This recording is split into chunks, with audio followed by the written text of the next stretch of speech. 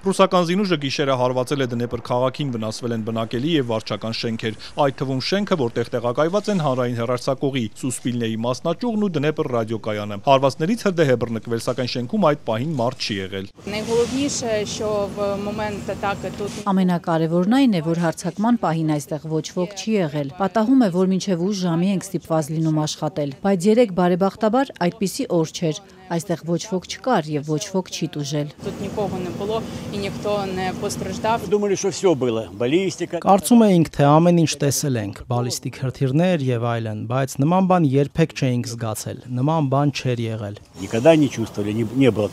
Հարձակմանը ենթարկվել նաև քաղաքի երկաթուղային ենթակառուցվածքը, ռուսական հարվածներից ենթակառուցվածքներ են վնասվել նաև Դնեպրոպետրովսկում։ Հրթիռակոծվել է նաև Խարկովի Բերեստին քաղաքը, որտեղ սպանվել է 17-ամյա աղջիկ, վիրավորվել 9 մարդ, եւս 2 կին սպանվել է Չեռնիգովում։ Ուկրաինական զինուժն իր հերթին անօթաչուներով հարվածել է Բելգորոդի մարզի Կորոչա քաղաքին։ Հարվածից հրդեհ է բռնկվել առևտրի կենտրոնում, վնասվել են բնակարաններ։ Դոնեցկի օկուպացված հատվածում ուկրաինական հարվածներից վնասվել է 2 խոշոր ջերմաէլեկտրակայան։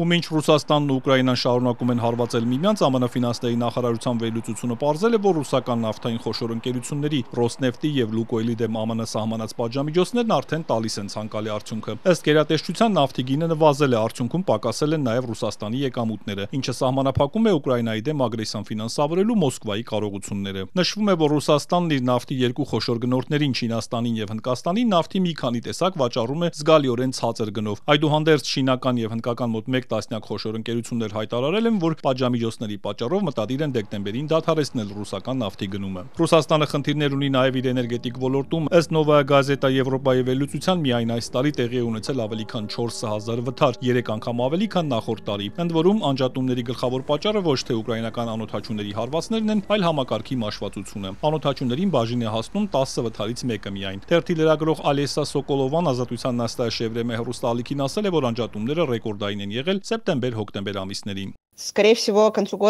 Ամենայն հավանականությամբ տարվա վերջին նման հարձակումներն ավելի կշատանան, քանզի դրանք ավելանում են ջեռուցման սեզոնին, ինչպես Ռուսաստանն է անում Ուկրաինայի վրա հարձակվելով։ Ուկրաինայի պետական Ուկրեներգո ընկերությունը հայտարարել է, որ ռուսական հարվածների հասցրած վնասի պատճառով հովարային անջատումները կշարունակվեն առնվազն մինչև տարվա վերջ։ Որոշ փորձագետներ էլ կանխատեսում են, որ ողջ Ուկրաինան կարող է ինչ-որ պահի զրկվել էլեկտրաէներգիայից։ Ուկրաինայի էներգետիկայի նախկին նախարար Իվան Պլաչկովն Ազատության Նաստաշևրեմե հեռուստաալիքի հետ զրույցում ասել է, որ նման սցենարը հնարավոր է, հաշվի առնելով, որ էներգետիկ ենթակառուցվածքների մեծ մասը ոչնչացված է, մյուսը մշտական հարձակման տակ։ Ատոմակայաններն ամբողջ հզորությամբ չեն աշխատում, իսկ հարվածները չեն դադարում։ Цель агрессора это добиться действительно Ագրեսորի նպատակն է հասնել ամբողջական հոսանքազրկման։ Տեսականորեն նման հնարավորություն կա, եթե շարունակվեն զանգվածային հարձակումները, իսկ մեր հակաօդային պաշտպանությունը չկարողանա պաշտպանել ջերմաէլեկտրակայաններն ու էլեկտրակայանները։ Вот тут критический объем генерирующих мощностей на тепловых электростанциях